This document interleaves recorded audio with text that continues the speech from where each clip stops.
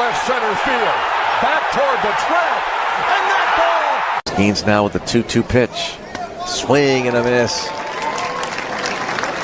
Orchestrated, plotted out, but if there's any way that I can get to Sarasota, I want to see the old mates. We'll drive this pitch over familiar territory, slipping it the opposite way over the 372 mark, and Ryan O'Hearn has his first as a Pittsburgh Pirate.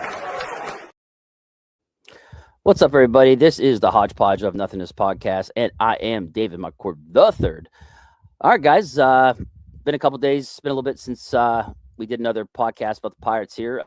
Figured I'd knock one out real quick. This is just being pre-recorded and be uploaded here soon. Yeah, Pirates sloppy loss last night, losing 5-0 to the Padres. Just sloppy all around. On the base paths, someone sending, the third base coach sending O'Hearn, stopping him, sending him home, and he's thrown out easily at the plate. Defensively in the outfield, issues. Bad luck, too. A lot of guys getting doubled off first on line drives to kill an inning, or when the Pirates had the bases loaded and came away with nothing. So, a lot of issues last night. I didn't get to see the whole game, but I did go back to watch some of the highlights, too.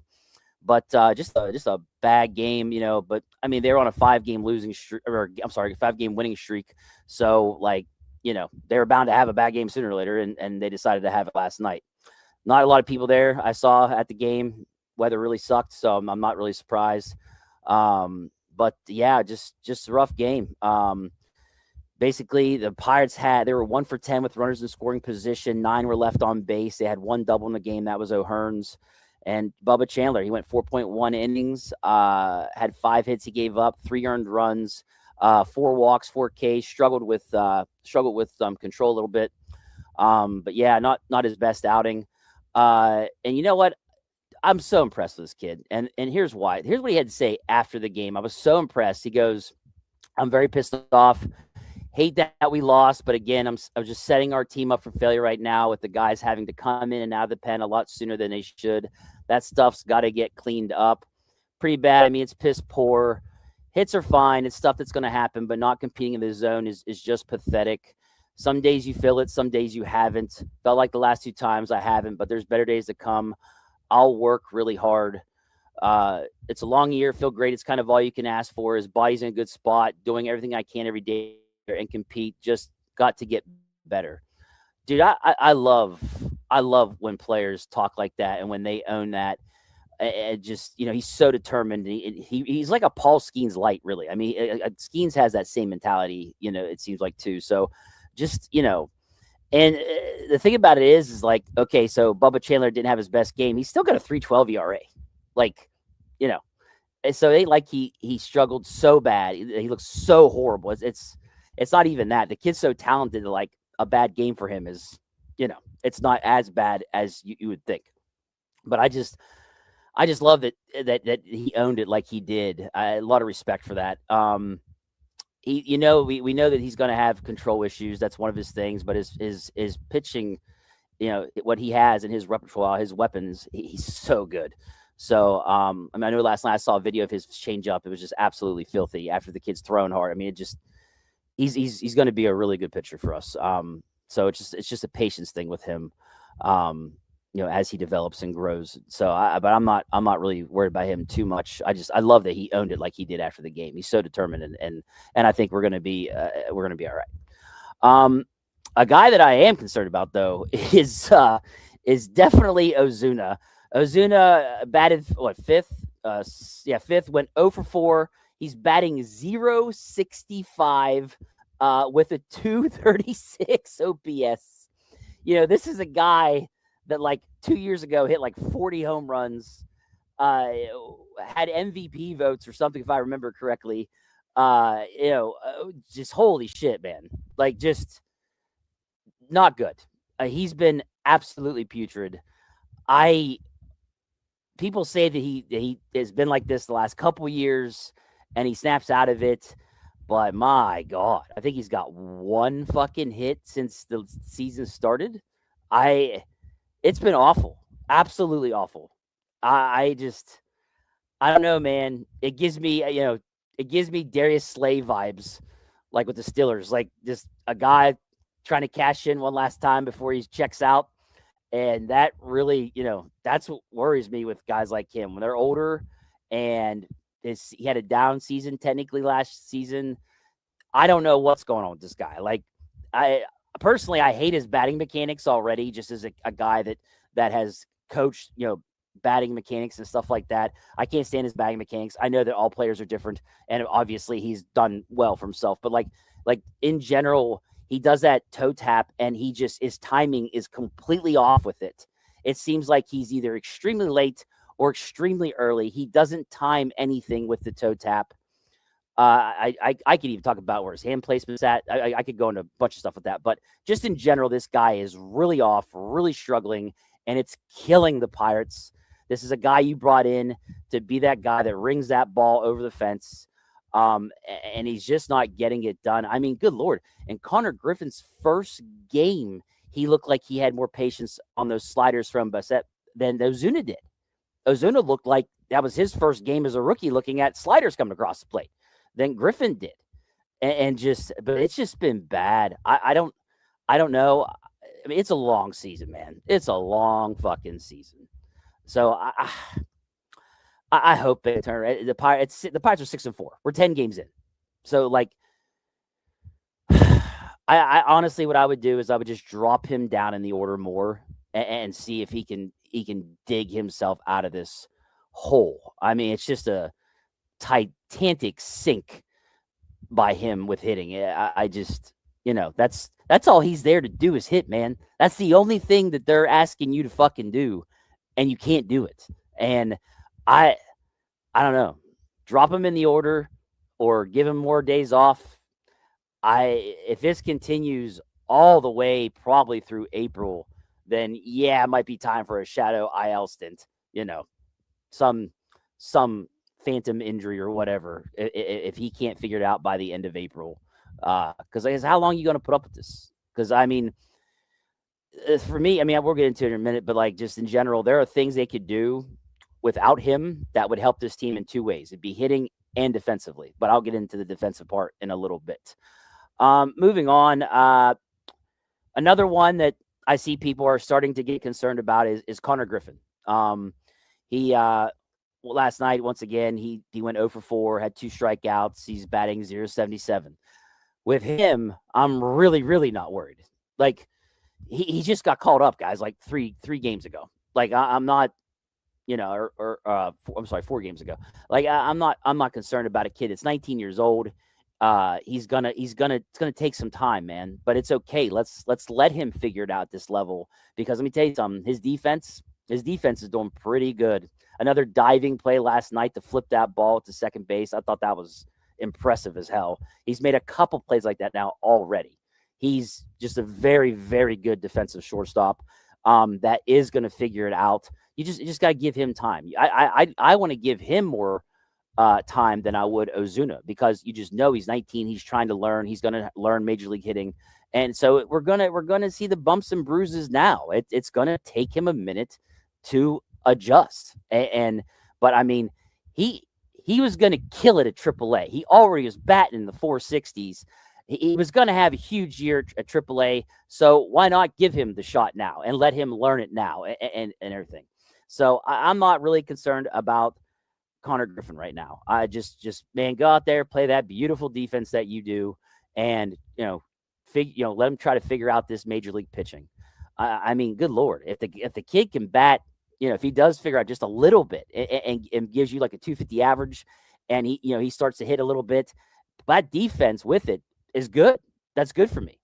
It's not like a Triolo situation where the guy's batting 0 whatever, and he actually already had errors at shortstop, and he's not hitting the ball, and he has 0 power. It's the very opposite with Konnor Griffin. He has the defense. He has the power.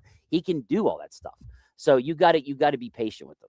And I get it. I honestly do. I understand. But like in baseball, this is, what was it? Clint Hurl used to have a saying. He would say something like, some people are a toaster or a microwave, but I'm a oh man, I can't remember the saying. He was saying something like he's a slow cooker, where like he's patient with things, but more people are like a microwave, where they want it to happen like right now. But no, you got this stuff take time. especially with young prospects like Konnor Griffin. What else? What else is there going to talk about? Oh, the outfield defense. Yeah, it's definitely an issue. And we knew this, right? Like we knew that they sacrificed defense for getting more power, more hitting. But man, I tell you what, it is bad. First, you got Cruz, and I mean, we've had what, 4? I think I count 4 different situations with him where it was like, man, this is bad. Then you got O'Hearn and Wright, who we've been talking about how that will be the issue. He's not really an outfielder. He's more of a first baseman / DH guy. He's made a couple nice plays the other day. Now, the question is, should it have been that hard for someone? Maybe not. But yeah, there's been about 2-3 plays by him that looked great, but probably shouldn't have been that hard. But he made the play, so I'm not going to hate as much. But that play by Brian Reynolds last night was horrendous. Like, I don't know what he was doing. I don't know if he thought that he had enough time to get there, but he really did not drop step and get back to that fence quick enough. I don't know why, but that looked horrible. So, the question is, how do you fix this, right? Like, how do you fix these outfield issues? And there's a couple different ways that maybe you could look at this. If you think that we're 10 games in, is it that, do we really need to panic yet? Maybe. So you could do a couple of things. One, you could play Magnum more. I know some people are not that fond of the kid, but in general, his defense is really good. So you could maybe DH O'Hearn more, bench Horwitz a little more, don't give him as much time at first base, and then you plug Magnum in. I personally, I'd plug him in left. I don't know why they don't put Reynolds in right field. That's where I'd put Reynolds. You're almost hiding him, just like they do with O'Hearn. You can hide him in right field, plug Magnum. Well, personally, Magnum to me would be your best outfielder out there. I wouldn't mind them putting Cruz in left, but you got that notch in left field, so I don't know if he'd know how to play that very well either. So, but Magnum's one guy you could go with if you wanted to make him either your left fielder or center fielder a lot more often defensively to help out. But he offers 0 at the bat. I mean, he's got this thing about him where, like, he gets on base, though. He bunts. He does these infield singles a lot, and he's fast, and he gets on base. He's awesome on the base pass as well, but literally 0 power. I mean, 0. So it's you're sacrificing one thing for the other with him.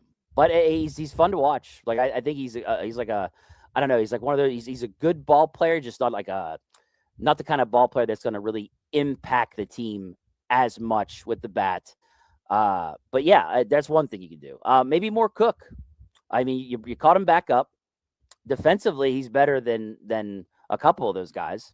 So if not Magnum, you could try Cook. You could plug him out there in left if you wanted to move Brian Reynolds to right, or you could put him in center field and move Cruz over. Like I said, that notch, I don't know about that one. So that's one. But again, the bat, I don't know. Is he going to hit major league pitching? Not too sure. Another one, York. York had a great hit the other day, walk off, clutch hit. So maybe York's the answer. Maybe put him out there, see what he can do. He's a Swiss Army knife. He can play all kinds of positions. So maybe you plug him in right field and see if he can get it done. But you're still dealing with Reynolds and dealing with Cruz. So, but having O'Hearn, Cruz, and Reynolds out there is, yeah, it's scary. But what's another one? Oh, call up somebody. Joe Stinson Garcia. You want to call him up? If you think that he would be, a great defensive replacement for one of these guys, sure. But again, the bat's struggling right now. He's not doing well at AAA because I was wanting to call for it. But right now he's batting 125. His on base percentage is 176. Slugging is 156. OPS is 333, guys. He's doing really, it's early, but in 34 plate appearances, 32 at bats, not good. Not good. He's got 3 RBIs. He's got 4 hits, 1 double, 1 run, 0 home runs. So, like, it's not like he's offering you anything with the bat right now, even at AAA level. So, definitely not ready, in my opinion. But, I mean, defensively, Sure, have at it. But these are like, those are 4 different guys I brought up. Does it really fix that much? Maybe a little, especially with Magnum. Magnum's a very good outfielder. Cook, same. I'd put him almost close to maybe Magnum, maybe York, okay. I think they're all better than O'Hearn out there, personally. But I don't know. I've always been a component of maybe Reynolds should be put in right field to hide him a little more. But I don't know. Maybe I'm wrong. I don't know. It's tough to play that left side, but Cruz in center field has been not fun to watch either. But I don't know. Those are just some ideas that I have. If you have one, put it in the chat box. Love to hear it, honestly. Just because I'm just curious. I'm just curious how the Pirates do anything to try to fix it, or they just stand pat and say fuck it, whatever. That's why I wanted to bring this up. Because I'm just curious what you guys would do too, because these are just some of the ideas that I've come up with, because I like this kind of stuff. I like to strategically look at moving pieces around to see what you could do. I mean, honestly, you want to even go more extreme? I bench Ozuna, DH Cruz, move Magnum to center field, and put O'Hearn at first, and then you plug both Magnum and Cook out there in the outfield. Now you have defensively maybe made your outfield a lot better. And hitting-wise, now you're taking Cruz, who's hitting 300, replacing that 0.65 batting average of Ozuna. So that's a 5th idea I have. And maybe you just do these things, every 3rd day, of a series or something. I don't know. But this is just some of the things that's hit me that I thought that maybe they could try to do. But I don't know if they would actually do or not.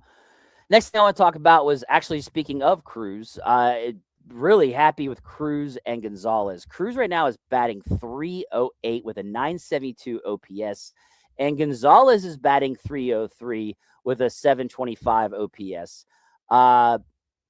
I didn't know if we would, before the season started, didn't know if we'd see Cruz. I was just like, he can't hit lefties, obviously, at the beginning before it started. And he only batted 200 last year total. And then with Gonzalez, I argued with people. I said, hey, he was hitting really well before he got injured last year. Don't give up on Gonzalez. But people are like, oh, no, he's not that good, because he came back off injury and didn't do that well. But coming back off injury, sometimes guys take a while to get back in the groove, man. That's just the way it is. But now look at both of them. I mean, Cruz he's ridiculous right now against lefties. He has I think it showed 3 or 4 home runs to 1 last year. So in 10 games, he's got 4 home runs versus lefties, 3 or 4. I might have the off on that a little bit. But his batting average and everything against lefties, he's literally flipped his splits against righties and lefties. It's crazy. But it's a great thing to see. I'm so happy to see him doing it. I want to be wrong when I say things about players. I want to be wrong. I want them to do amazing and do well and everything. So I'm happy to see that Cruz is doing this. The outfield stuff's still an issue, but hitting-wise, no issue. Been great. I'm very proud of him. Just to see what he's doing, it's awesome. It really is. And then Gonzalez, I'm not trying to say I was right. It's still early. 10 games in. We got a long way to go. But for him, he's not hitting for any power whatsoever, but he's got crucial hits with runners in scoring position. And in general, he's getting hits and getting on base. He's hitting the ball. Glad to see. If you're not going to hit for power, then at least hit for batting average and RBIs, if you can get that too. So I'm really happy with Gonzalez and Cruz. I really am. I hope that they really both have really figured it out, because that's huge for this team. I mean, it's the whole reason why they brought in O'Hearn and Lowe and unfortunately Ozuna, because those guys were the ones they were going to have to depend on, because they didn't know what they were going to get from Cruz. They didn't know what they're going to get from Gonzalez, because let's talk about the homegrown talent coming up. Hasn't really done much with the bat going before this season. Cruz, nothing. Gonzalez, okay, right? Triolo, nothing. Who's another one? Oh, Henry Davis. That's another one. I'm going to talk about him next. He's struggling at the bat, but his defense has been amazing. He's batting 174 right now with an OPS of 5.57, which is horrendous. But at the same time, his defense, how he became a defensive catcher, is amazing. He has turned into a great defensive catcher, but his hitting is atrocious. He's had a couple timed hits that have been great, but that's it. But like, dude, I could sit here and I, of course, would like to see Andy Rodriguez called up and them ship Bart to another team for a box of Cracker Jacks or something. I would love to see that, because Bart to me I don't know what happened, but that guy's toast. But defensively, he's a liability. Hitting, he can't hit now. So now I'm really done with Bart. So I would love to see him call up Endy. But Endy's not he's hitting for a little more power, extra base hits, but he's not hitting for average. He's not hitting that. He's not doing that well. And here's Flores. Neither of them are doing that well, to be honest. So, I mean, like right now, they're stuck at the catcher position. They really are. But if Henry's going to have this kind of defense, so be it. I'm fine with it. He's another one where they're stuck anyways. So I'll take the defense. He's been awesome. I think before last night's game, he had thrown 3 out of 4 attempted runners. It's like, dude, don't run on Hank Davis. Are you nuts? But even the one, there was one last night, I believe, where the throw was way off the plate. He caught it and just threw a dot to second. But I think I can't remember if it was Chandler was on the mound or not, but I think they weren't paying attention to the runner, and they were slow to the plate. But he threw a dot to second. His defense is really good. So I'm willing to put up with it for now unless Endy, if Endy starts hitting the ball real well, AAA, yeah, I'm gonna be ready to sound that to ring that bell for him to get called up. Next thing I want to talk about was the Konnor Griffin contract. I don't know what happened. Like, I got on here, I forget what day it was. It was the day that they called him up, and heard Buster only put out there 9 years, $140 million, and then it just disappeared. It's gone. It's like, okay, why are we not hearing he signed anything? I wonder if it's got something to do with that PPI program of getting that first round draft pick, or at the end of the first round getting that nice draft pick for calling up a prospect early. Because I know for a fact he had to at least start a game or officially get called up first before he could sign an extension to not affect that draft pick. So I'm wondering if the Pirates are just playing the slow game here to make sure that they comply with that PPI rule to get the draft pick, and that might be what it is. I don't think, like, no one's reporting that like there's an issue now in the contract. I heard the guys on 93.7 The Fan, wondering maybe they're not going to do 9, maybe it's going to be 8 years, 100, and I forget what they said, but like it was 9 years, 140 million was the rumor that Buster only put out there.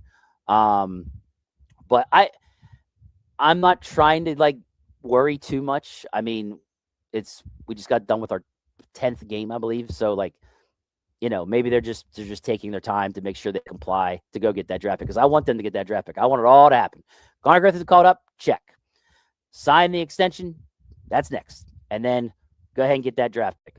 Just so much. There's so much winning in that. I'm really hoping that is what happens. So if they got to take their time or make sure they comply with that, I'm all for it.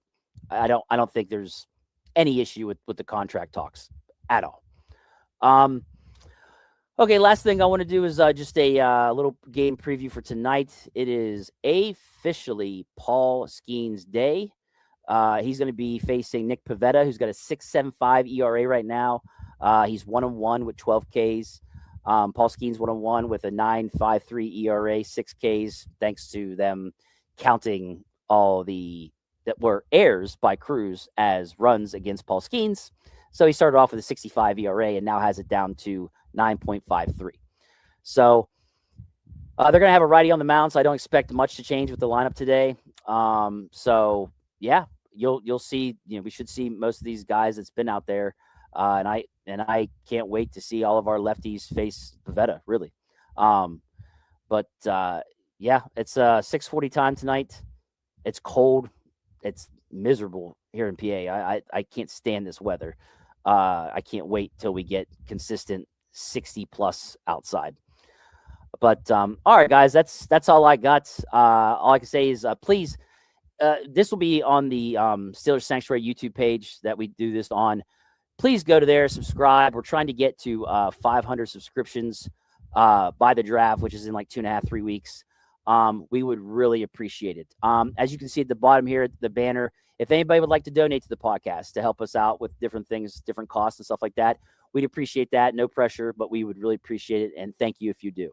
But yeah, subscriptions, really would like to have them. Make sure you catch last night's episode and the Sunday draft show episode.